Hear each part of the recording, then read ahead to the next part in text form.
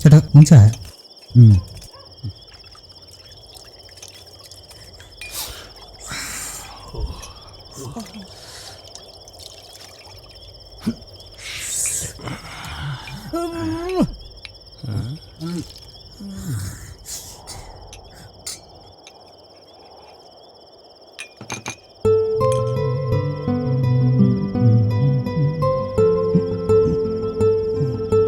ചായ കുടിച്ചു.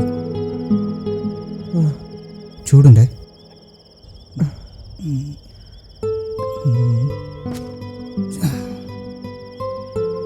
ആശാനെ, ഇതെന്ത് സംഭവം? ഇവർക്ക് ഭയങ്കര സ്മെല്ലാണല്ലോ. നീ ചായ കുടി. ഓ, എന്നെ കൊണ്ട് പറ്റില്ല ഇനി ആ തള്ളയുടെ നാറ്റം സഹിക്കാൻ. ഞാൻ ഈ പറയുന്നത് വല്ല നിങ്ങൾ കേൾക്കുന്നുണ്ടോ? എനിക്ക് പറ്റില്ല ഇനി ആ തള്ളയുടെ നാറ്റം സഹിക്കാൻ. ആ മണം കാരണം ഒരു നേരത്തെ ഭക്ഷണം പോലും കഴിക്കാൻ പറ്റില്ലെന്ന് വെച്ചാ. നിങ്ങൾ ഈ വണ്ടി കണക്കും കൂട്ടിക്കൊണ്ടിരുന്നോ? എന്തെങ്കിലും നിങ്ങളുടെ കണക്കൂട്ടലുകൾ ശരിയായിട്ടുണ്ടോ? വീതം വെച്ചപ്പോ എന്തായിരുന്നു ഒരു സ്നേഹം. നിനക്കിത് എന്തിന്റെ കേടാ? കാര്യം പറയുമ്പോ ഇനി എന്റെ മേക്കിട്ട് കേറിക്കോ. ഞാൻ അന്നേ കാല് പിടിച്ചു പറഞ്ഞതാ ആ തള്ളെ കൂടെ നിർത്തണ്ടാന്ന്. എന്നിട്ടിപ്പോ എന്തായി? ഇനി അവരുടെ ക്യാൻസർ ചികിത്സിക്കാൻ കൂടി കാശുണ്ടാക്കിക്കോ. എടി, യൂട്രസിന് ക്യാൻസർ വന്നാൽ ചിലർക്ക് കുറച്ച് മണമൊക്കെ ഉണ്ടാവും. അത് ചികിത്സിച്ച് മാറ്റണം, അതും എനിക്കറിയാം.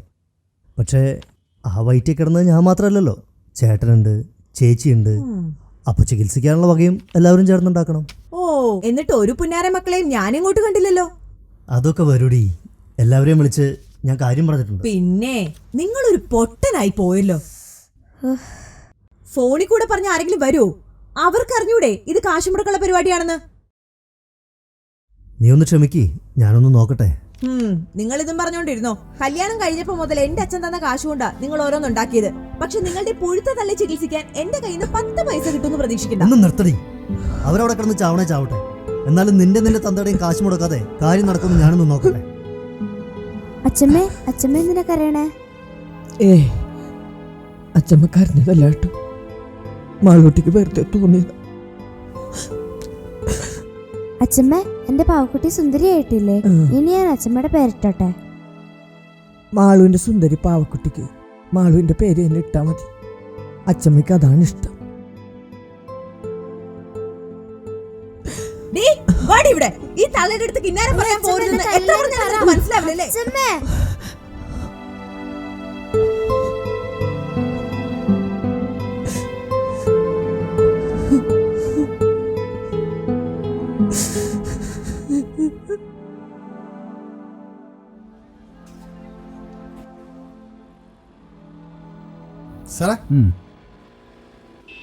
ഈ നട്ടുച്ചയ്ക്ക് ഇവിടെ വന്ന് നിൽക്കണം, നിനക്ക് വീട്ടിലേക്ക് വന്നുകൂടായിരുന്നു? ഓ, അവിടെ വന്ന് ചേച്ചിയുടെ മുഖം കാണുന്നതിനേക്കാൾ ഭേദം ഈ പരിപാടി നിൽക്കുന്നതാ. എടാ, പത്മ ഒരു പാവാ. നിനക്ക് അവളുടെ സ്വഭാവം അറിയാഞ്ഞിട്ടാ. ഈ ഒച്ചപ്പാടും ബഹളം മാത്രമേ ഉള്ളൂ, മനസ്സിലൊന്നും ഇരിക്കില്ല. അതവിടെ നിൽക്കട്ടെ, ഞാനിപ്പോൾ ഒന്ന് അതൊന്നും പറയാനല്ല. അമ്മയുടെ ചികിത്സ തുടങ്ങിയില്ലെങ്കിലേ ആകെ പ്രശ്നമാവും. ഇപ്പോൾ തന്നെ വൈകുന്ന ഡോക്ടർ പറയുന്നത്. ആ, എന്നാ പിന്നെ എന്തിനാ താമസിപ്പിക്കണേ? ചേട്ടൻ എന്തൊരു ബന്ധമില്ലാത്ത പോലെ സംസാരിക്കണേ. ഇതിനൊക്കെ കാശ് വേണ്ടേ? ഞാനാണെങ്കിൽ ഭയങ്കര ടൈറ്റിലോ. അച്ഛൻ മരിച്ച് സ്വത്ത് വീതം വച്ചപ്പോൾ പോലെ അമ്മ നിന്റെ കൂടെ അല്ലേ? അതിന് അല്ല, അമ്മ നിന്റെ കൂടെ ആവുമ്പോൾ നിനക്ക് ചില കടമകളൊക്കെ ഇല്ലേ? ഓ, അപ്പോൾ അമ്മ എൻ്റെ മാത്രമാണോ? വാ പറയട്ടെ, ഞാൻ വഴക്കുണ്ടാക്കാൻ വേണ്ടി പറഞ്ഞതല്ല, ഒരു നാട്ടു നടപ്പ് പറഞ്ഞതേ ഉള്ളൂ. ഈ ക്യാൻസർ എന്ന് പറഞ്ഞ അസുഖം ഇപ്പം എല്ലാ സ്ഥലത്തും ഉണ്ട്. പത്മത്തിൻ്റെ അമ്മയ്ക്കും വന്നു ക്യാൻസർ. അത് ബ്രസ്റ്റിലായിരുന്നു. അവർ നമ്മളെപ്പോലെ 3 മക്കളാ. എന്നിട്ട് ചികിത്സിച്ചതാരാ? അവരുടെ ഇളയ മോൻ. കാരണം എന്താ? അവനാണ് കൂടുതൽ കാലം മുല കുടിച്ചത്, 3 വയസ്സ് വരെ. ചേട്ടൻ എന്തീ പറഞ്ഞു വരുന്നത്? വാ പറയട്ടെ. അനന്ത, ഈ പോസ്റ്റ് മാസ്റ്റർ എന്നൊക്കെ പറയുന്ന ജോലിയൊക്കെ ഒരു ഗമയ്ക്ക് പറയാമെന്നല്ലാതെ വലിയ മെച്ചമൊന്നുമില്ല. നമ്മുടെ മീനുവിനെ കെട്ടിച്ച് വിടാൻ പോലും എൻ്റെ കയ്യിൽ 10ൻ്റെ പൈസ ഇല്ല. അതിനവൾ 5ാം ക്ലാസ്സിലല്ലേ ആയിട്ടുള്ളൂ. വർഷമൊക്കെ ചടപെടാന്നങ്ങനെ പോയില്ലേ? നമ്മൾ വിചാരിക്കണ പോലെയാണോ കാര്യങ്ങൾ? നീ ഒരു കാര്യം ചെയ്യേ, നമ്മുടെ അളിയനോട് പോയിട്ടൊന്ന് പറ. പുള്ളിക്ക് ഹോട്ടലിൽ ഇപ്പം നല്ല ബിസിനസ്സാണ്, ആൾ തരും. ഉച്ച കഴിഞ്ഞ് ലീവാ. പത്മത്തിനൊന്ന് ഡോക്ടറെ കാണിക്കണം. ആ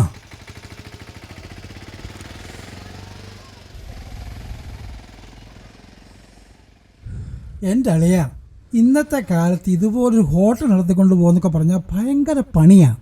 പുറമേ നോക്കുന്നവർക്ക് എന്താ നല്ല ബിസിനസ്സാണ് ഹോട്ടൽ.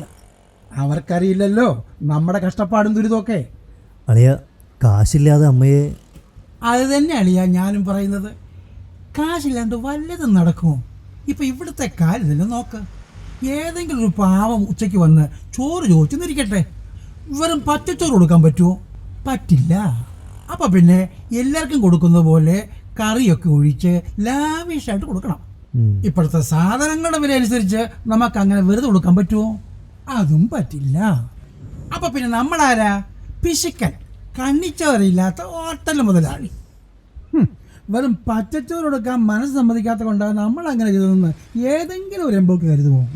എൻ്റെ അളിയ ഞാൻ പറഞ്ഞു വരുന്ന അമ്മയെ ചികിത്സിക്കുന്ന കാര്യമാണ്. അതിന് അളിയൻ എന്തൊക്കെയാണ് പറഞ്ഞുകൊണ്ടിരിക്കുന്നത്? ഞാനും പണത്തിൻ്റെ കാര്യം തന്നെയാണ് പറഞ്ഞു വരുന്നത്.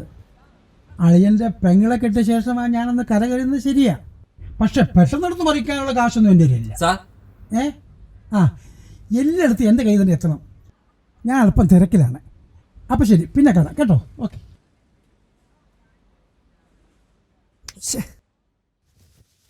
നിങ്ങളുടെ ചേട്ടനാള് കൊള്ളാലോ. 3 വയസ്സ് വരെ മുലപ്പാല് കുടിക്കുന്ന പോലെയാണോ ഇത്? ഒരാൾക്ക് മാത്രം കൂടുതൽ സമയം ഗർഭപാത്രത്തിൽ കിടക്കാനൊന്നും പറ്റില്ലല്ലോ. എന്നിട്ട് ഇതെല്ലാം കേട്ടിട്ട് നിങ്ങൾ ഒന്നും വിട്ടാതെ ഇങ്ങോട്ട് പോന്നോ?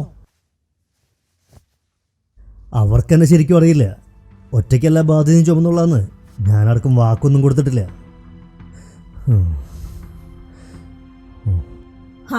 അവരെ പറഞ്ഞിട്ടും കാര്യമൊന്നുമില്ല. ഈ തള്ളെ ഓരോ ദിവസം സഹിക്കുന്ന പാട് എനിക്കല്ലേ അറിയുള്ളൂ. ചേട്ടത്തിയുടെ ഉപദേശം കാരണ, അല്ലെങ്കിൽ ചേട്ടൻ കാശ് വന്നു തന്നെ. എന്നാലും അളിയൻ ഇത്ര നൊക്കിയാവുമെന്ന് ഞാൻ വിചാരിച്ചില്ല. നിങ്ങൾ അതും ഇതും പറയാതെ എന്തെങ്കിലുമൊക്കെ ചെയ്യട്ടോ, അല്ലെങ്കിൽ തള്ള വെറുതെ ചോര പോയി ചാവും. ഞാൻ പറഞ്ഞില്ലെന്ന് വേണ്ട.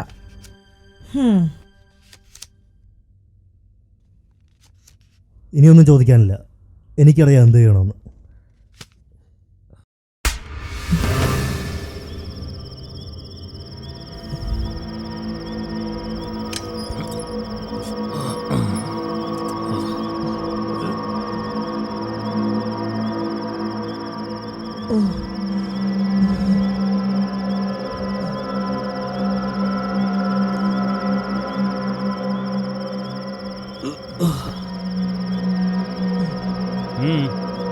എഴുന്നേക്ക് എഴുന്നേക്ക്, ഇവിടെ ഇറങ്ങിക്കോ.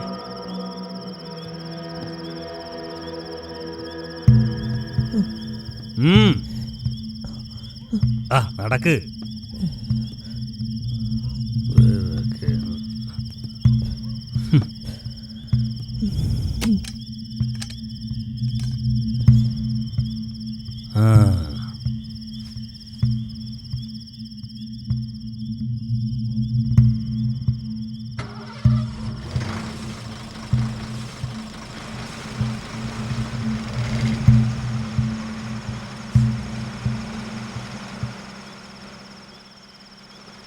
എന്താടാ അസാനെ, നമ്മൾ വണ്ടിയിൽ നിന്ന് ഇറക്കിയിട്ടപ്പോൾ അവരെ മുഖം ശ്രദ്ധിച്ചായിരുന്നു. സഹിക്കാൻ പറ്റണില്ല. ഈ പാവമൊക്കെ നമ്മളെവിടെ കൊണ്ട് കളയും? എന്ത് പാവം? സ്വന്തം മോനാ പറഞ്ഞത് എവിടെങ്കിലും കൊണ്ട് കളഞ്ഞേക്കാൻ. വല്ല കാട്ടിലെ കൊണ്ട് കളഞ്ഞേക്കാനാ പറഞ്ഞത്. ഏതായാലും 4 ആൾ കാണുന്നിടത്തല്ലേ കൊണ്ട് ഇറക്കി വിട്ടത്. എന്നാലും അവർ ഒറ്റയ്ക്കല്ല അസാനെ. നീ അതും ഇതൊക്കെ ആലോചിച്ച് തലപുണ്ണാക്കാനൊന്നും നിൽക്കണ്ട. അവരെ ആരെങ്കിലും വന്ന് രക്ഷിച്ചോളൂടാ.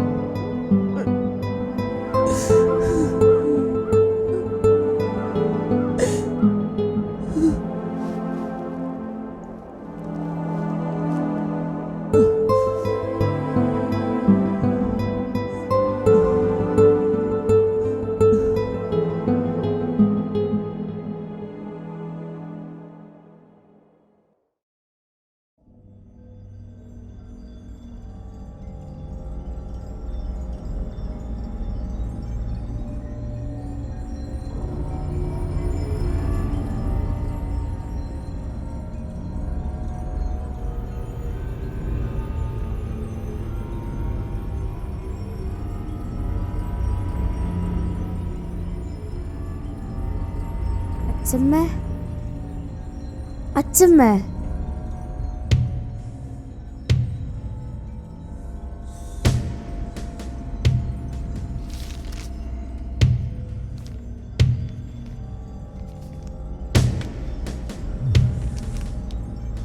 അച്ഛമ്മ എവിടെ?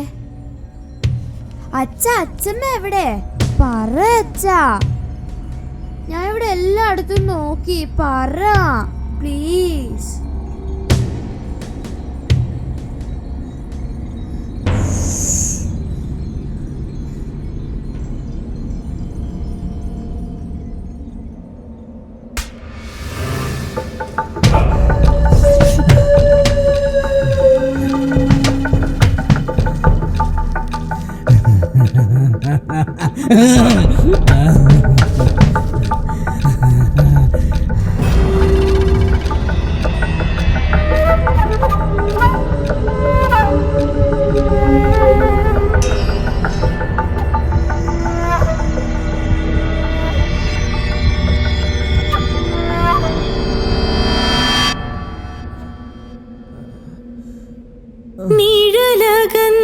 നിഴലകന്നകന്നൊരേ വഴിയിൽ നിറയുന്നിതാ നെഞ്ചിൻ തേങ്ങൽ വിരൽ ചൂ